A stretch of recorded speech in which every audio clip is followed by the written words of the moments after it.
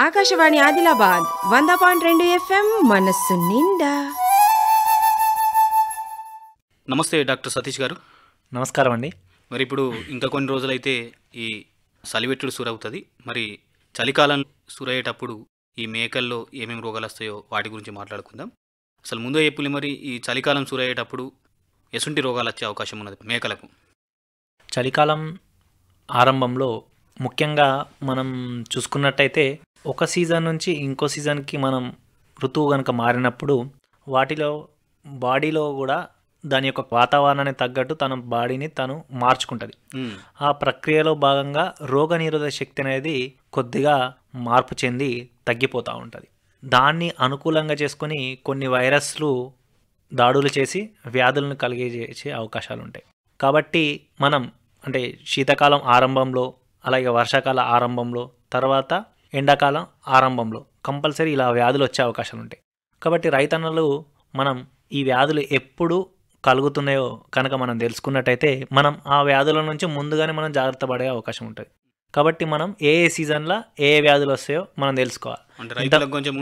అవగాహన ఉండాలి. ఇంతకుముందు పాత జమాన్లో కూడా అంటుండే ఈ టైంలో ఇట్లా అమ్మవారు వస్తుంది, తర్వాత ఇప్పుడు గాలికుంటూ వస్తుంది అని చాలా అవగాహన ఉంటుండే. కానీ మధ్యలో తరం వాళ్ళు కొద్దిగా ఈ మారిన పరిస్థితుల అనుగుణంగా నేర్చుకోలేకపోయారు. మళ్ళీ ఇప్పుడు అధునాత పద్ధతిలో మనం తప్పనిసరిగా ఈ వ్యాధులను గుర్తుపడితేనే మన మంద అనేది లేదా మన జీవాలను అనేది మనం కాపాడుకొని మనం లాభాల్లో ప్రయాణించే అవకాశం ఉంది. వాటిలో భాగంగా ముఖ్యంగా వైరస్ వలన కొన్ని వైరస్లు ఉంటాయి. ఆ వైరస్లు ముఖ్యంగా పీపీఆర్ ఒకటి. పీపీఆర్ అంటే పుర్రు వ్యాధి అంటారు. దీనే పెస్టిస్ డీపేటైటిస్ రూమినైటిస్ అంటారు. ఇది మార్బెల్లి అనే వైరస్ తోటి కలుగుతుంది. అలాగే గోట్ పాక్స్ అనేది ముఖ్యంగా మన అమ్మవారి రోగం అంటారు. ఇది క్యాప్రీ పాక్స్ అనే వైరస్ తోటి వస్తుంది. అలాగే కొన్ని బ్యాక్టీరియా నోడెస్లో గిట్టల వాపు కూడా వస్తుంది. కొన్నిటిలో గాలికుంటు వ్యాధి కూడా వచ్చే అవకాశాలు ఉన్నాయి.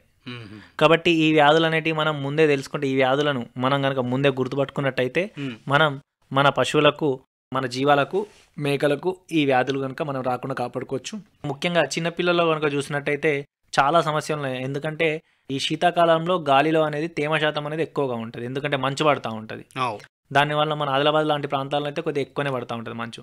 ఆ మంచు అనేది గాల్లో కలిసి అది పీల్చుకున్నప్పుడు మన నాస్ట్రిల్స్ అంటే ముక్కు రంధ్రాల ద్వారా ఊపిరితిత్తులోకి చేరి ఆ తేమ వలన లోపట్లో ఇన్ఫెక్షన్స్ అయ్యే ఛాన్సెస్ ఉంటాయి. మేక పిల్లలకు ఎక్కువ అవుతుంది. అందుకే మేక పిల్లలు అనేది చలికాలంలో ఎక్కువ చనిపోతూ ఉంటాయి. దానికి కారణం ఏంటంటే మెయిన్ న్యూమోనియా. న్యూమోనియా అనేది ఇన్ఫ్లమేషన్ ఆఫ్ ద లంగ్స్, అంటే లంగ్స్ యొక్క సంబంధించిన వ్యాధి. దీన్ని ముఖ్యంగా ఈకోలై కానీ తర్వాత నెక్స్ట్ కొన్ని రకాల బ్యాక్టీరియాలు కలగజేస్తాయి. కాబట్టి మనం ఈ పిల్లలు మళ్ళీ పెద్దవాటిలో ఈ రోగాలు వస్తాయి. కాబట్టి వీటి గురించి మనం అవగాహన కనుక పెంచుకున్నట్టయితే మనం జీవాలను మనం కాపాడుకోవచ్చు. అయితే మరి ఇప్పుడు మీరు చెప్పిన కదా ఇసుంటి రోగాలు వచ్చే అవకాశం ఉన్నది ఈ చలికాలం సురుల. అయితే మరి ఈ రోగాలు వచ్చినట్టు వ్యవసాయదారులు ఏ లక్షణాలతోని గుర్తుపట్టాలి? మరి ఏమేమి లక్షణాలు కనిపిస్తాయి మనకు మేకలల్లో? ముఖ్యంగా ప్రతి ఏ వ్యాధి వచ్చినా కూడా ముఖ్యంగా తన యొక్క మేత అనేది బంద్ అయిపోతుంది. అంటే మేత మొత్తానికి కంప్లీట్గా బంద్ చేస్తుంది. శరీరం ఉష్ణోగ్రత అనేది పెరుగుతూ ఉంటుంది. మనం పీపీఆర్ కనుక తీసుకున్నట్టయితే అంటే పెస్టిస్ డీపేటైటిస్ రూమినైటిస్ అంటే పుర్రు వ్యాధి కనుక తీసుకున్నట్టయితే ముక్కును చీమిడి అలాగే విరేచనాలు అవుతూ ఉంటాయి. కొన్నిట్లలో భారీ విరేచనాలు చనిపోయే అవకాశాలు కూడా ఉంటాయి. అలాగే నెక్స్ట్ అమ్మవారి రోగం వచ్చినట్టు చర్మం మొత్తం దద్దుర్లు వస్తాయి. దీంట్లో కూడా శరీర ఉష్ణోగ్రత అనేది తీవ్రంగా పెరుగుతుంది. అలాగే మనం ఇంకోటి కాలి గిట్టల బురద పుండ్ల వ్యాధి అని చెప్పుకున్నాం. అది కూడా ఏంటంటే కాళ్ళు గిట్టలు అనేవి బాగా ఉబ్బుతాయి.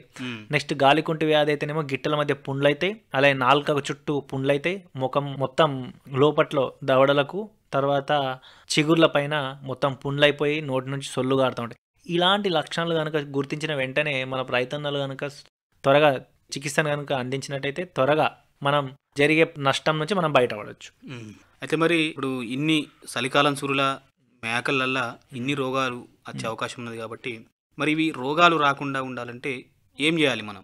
అయితే మనం ఈ రోగాలు కనుక మనం రాకుండా ఉండాలంటే ఎలాంటి జాగ్రత్తలు తీసుకోవాలంటే ఫస్ట్ మనం ఏం చేయాలంటే ఐసోలేషన్. ఇప్పుడు మనం కరోనా వలన మనం బాగా ఈ పదం అనేది వింటున్నాం కాబట్టి అందరికి ఐసోలేషన్ అంటే, కానీ మనకంటే ముందుగా ఈ గొర్రెలు కానీ మేకలు కానీ పెంచే వాళ్ళకు ముందే తెలుస్తుంది. అవును, ఐసోలేషన్ అంటే ఏం లేదు, ఆల్రెడీ ఏవైతే ఇన్ఫెక్టెడ్ అయితే వాటిని తీసేస్తారు మందలకి వెళ్ళి. ఇది రైతన్నలు ఎప్పటి నుంచో శాస్త్రీయ పద్ధతులను చేస్తున్నారని మనం దాన్ని దూరం పెడతారు కదా, దాన్ని ప్రత్యేకంగా పెడతారు. దాన్ని ఐసోలేషన్. మనం ఇప్పుడు వచ్చిన తర్వాత అందరికి తెలిసిపోయింది ఆ పదం. నెక్స్ట్ ఇంకోటి క్వారంటైన్. క్వారంటైన్ అంటే మేకల మందల కలిపేదాన్ని ముందుగా మనం బయటికి వెళ్ళి కొనుక్కొని వస్తాం. డైరెక్ట్ మందలు కలపద్దు. ఏం చేయాలా, 14 రోజుల నుంచి 21 రోజుల వరకు సేమ్ మన ఎట్లయితే బయట దేశాల నుంచి వచ్చిన వాళ్ళు మన దేశంలో ఏంటని రానియారు, వాళ్ళని 14 రోజుల నుంచి 21 రోజుల వరకు బయట ఉంచి తర్వాత వాళ్ళకి ఏ రోగ లక్షణం లేనప్పుడే మన ఇంట్లోకి వస్తారు. సేమ్ ఇట్లానే మేకలను గొర్రెలను కూడా తీసుకున్నప్పుడు వేరే దగ్గర నుంచి మనం తీసుకుంటాం. సాధారణ మనం సంతలో కొనుక్కుంటాం మేకలు గొర్రెలు, అంగళ్ళలో ఉంటాం. ఆ అంగళ్ళలో చాలా రోగాలు ఉంటాయి. మనం ఏం చేయాలా, కొనుక్కున్న తర్వాత వెంటనే తీసుకొచ్చి మన దగ్గర వేయొద్దు. మనకు ఒక షెడ్ ఉన్నది అనుకోండి, దాని పక్కన ఒక చిన్న షెడ్ ఉంచుకోవాలా. ఆ షెడ్ లో కొద్దిగా 10 రోజులు చూసి అరే దీనికి ఏం రోగాలు లేవురా బాయ్ అనుకున్న తర్వాతనే వాటిని తీసుకొచ్చి మన దీంట్లో కలుపుకోవాలి. ఇది రెండో విషయం. మూడో విషయం ఐసోలేషన్. ఇది అయిపోయిన తర్వాత నెక్స్ట్ అన్నిటికంటే ముఖ్యమైనది మనం సీజనల్ గా వ్యాక్సినేషన్స్ అంటే టీకాలు వేయించుకోవాలి. ఇప్పుడు మనం చెప్పుకున్న పీపీఆర్కి టీకా ఉన్నది, అమ్మవారికి టీకా ఉన్నది, తర్వాత గాలికుంటుకు టీకా ఉన్నది. కాబట్టి వీటిని టీకాలు కనుక వేయించుకున్నట్టయితే మనం చాలా వరకు ఈ వ్యాధి అనేది రాకుండా మనం కాపాడుకోవచ్చు. అయితే మరి ఈ టీకాల్ని ఎప్పుడు వేయించాలి, ఎంత వయసున్న మేకలకు వేయించాలి? సాధారణంగా టీకాలు అనేవి 3 నెలలు దాటిన వాటికి మాత్రమే వేయించాలా. 3 నెలల నుంచి 6 నెలలు దాటాల వయస్సు. ఎందుకంటే అప్పటి వరకు తనకి తల్లి పాల నుంచి ఆల్రెడీ యాంటీబాడీస్ వస్తాయి కాబట్టి. తర్వాత రెండో విషయం, ఈ పీపీఆర్ కానీ లేదంటే అమ్మవారు కానీ ఏదైనా సీజన్ స్టార్ట్ అయ్యేకంటే కొద్దిగా ముందు వేసుకోవాలి. ఇప్పుడు మనం శీతాకాలంలో రోగం వస్తుంది అనుకున్నాం కాబట్టి శీతాకాలం చాలా అయ్యేకంటే ముందు వేసుకోవాలి. అంటే ఇప్పుడు అక్టోబర్లో వేసేసుకోవాలి. ఏది పీపీఆర్ కానీ లేదంటే అమ్మవారు టీకా కానీ తర్వాత నెక్స్ట్ గాలికుంటు కానీ ఏదైనా కానీ మన సీజన్ స్టార్ట్ అయ్యేకంటే ముందు సంవత్సరానికి ఒక్కసారి మాత్రమే వేయించుకోవాలి. ఇప్పుడు మనం ఇప్పుడు అక్టోబర్లో వేసినట్టయితే నెక్స్ట్ కూడా మళ్ళీ అక్టోబర్లో వేయించుకోవాలి. లేదు మనం మార్చిలో వేసుకున్నట్టయితే మళ్ళీ నెక్స్ట్ టైం కూడా మార్చిలో వేసుకునేటట్టుగా ప్లాన్ చేసుకోవాలి. అయితే మరి ఈ టీకాలు వేసేటప్పుడు ఎటువంటి జాగ్రత్తలు తీసుకోవాలి మరి వ్యవసాయదారులు? చాలామంది రైతులకు కొద్ది అవగాహన లోపం వలన ఏంటంటే మందలో రోగం చాలా అయిన తర్వాత టీకాలు వేస్తారు. మా దగ్గరకు వచ్చేవాళ్ళు సార్ ఆల్రెడీ అంటే వాళ్ళకి ఆల్రెడీ రోగం తెలుసు, సార్ ఇది అమ్మవారి రోగము మాకు టీకా ఇవ్వండి టీకా ఇచ్చేసుకుంటాం సార్ అంటారు. ఆల్రెడీ రోగం వచ్చింది మందలో. రోగం వచ్చిన తర్వాత మనం ఈ టీకాలు అనేటివి వేయడం వలన ఇంకా వ్యాధి అనేది పెరిగే అవకాశం ఉంటాయి. ఎందుకంటే టీకా అనేది కూడా ఒక రకమైన వైరసే. ఇప్పుడు మనం టీకా తయారు చేసాం, ఆ టీకాలో ఉండేది కూడా వైరసే, కాకపోతే అది కిల్లుడు లైవ్ అటెండెంట్ అనే వేరే రకాలు ఉంటాయి. కాబట్టి ఎప్పుడు కానీ రైతన్నలు గుర్తుపెట్టుకోవాల్సింది ఏంటంటే ఎప్పుడైనా రోగం వచ్చిన తర్వాత టీకా వేసినా కూడా పనిచేయదు, ఇంకా ఆ టీకా వేయడం వల్ల ఎక్కువ అయ్యే అవకాశం ఉంటాయి. కాబట్టి దీన్ని ముందు జాగ్రత్త ఒకటి, ఆరోగ్యవంతమైన పశువులకు మాత్రమే టీకాలు వేయాలి.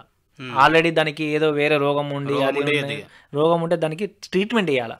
ఆరోగ్యవంతమైన పశువులకు ఇది చేసుకోవాలి. మళ్ళీ ప్రతి వ్యాక్సినేషన్ కంటే ముందు నట్టల మందనే దాయించుకుంటే ఈ వ్యాక్సిన్ అనేది ఎఫెక్టివ్గా పనిచేస్తూ ఉంటుంది. అందుకే గవర్నమెంట్ కూడా ఎప్పుడు ఎట్లా ప్లాన్ చేస్తుంటే ఫస్ట్ టీకాల ప్రోగ్రాం కంటే ముందు నట్టల ప్రోగ్రాం పెడుతుంది. నట్టల ప్రోగ్రాం పెట్టిన తర్వాత ఒక నెల రోజుల తర్వాత మళ్ళీ టీకాల ప్రోగ్రాం పెడుతుంది. మళ్ళీ ఒక టీకాకు ఇంకో టీకాకు 21 రోజుల గ్యాప్ అనేది ఉంచుకోవాలా. ఎందుకంటే ఒకేసారి నువ్వు 2 వేసేసరికంటే దాని మీద తీవ్రమైన ఒత్తిడి వలన ఒక వ్యాక్సిన్ అంటే పనిచేస్తుంది చేయకపోవచ్చు, చెప్పలేం. కాబట్టి ఈ చిన్న చిన్న మిస్టేక్సే కానీ ఈ చిన్న చిన్న మార్పుల వల్ల మనం పెద్ద నష్టం జరిగే అవకాశం ఉంటుంది. కాబట్టి రైతన్నలు ఈ విషయాలన్నింటినీ గుర్తుపెట్టుకోవాలి.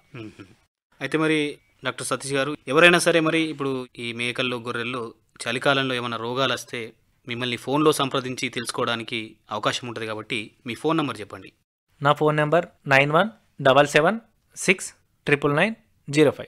డాక్టర్ సతీష్ గారి నంబర్ మళ్ళొకసారి చెప్తున్నాం, 9176999905. ఈ నంబర్కు సంప్రదించినట్లయితే వారు పశువులకు వచ్చే వ్యాధులకు సంబంధించి మీకు పూర్తి సమాచారం అందిస్తారు. చాలా మంచిదండి సతీష్ గారు. ఈ చలికాలం సురులో మేకల్లో వచ్చే రోగాలు, తీసుకోవాల్సిన జాగ్రత్తల గురించి చాలా చక్కగా చెప్పిండ్రు. మరి మేకలు పెంచేటి వ్యవసాయదారులు ఈ సలహాలు సూచనలు పాటించి చలికాలంలో వచ్చే ఈ రోగాల్ని తగ్గించుకొని తమ మంద ద్వారా లాభాలు పొందాలని ఆశిస్తూ ఇన్ని విషయాలు తెలియజేసినందుకు ధన్యవాదాలు. ధన్యవాదాలండి. ఆకాశవాణి ఆదిలాబాద్ 100.2 FM మనస్సు నిండా.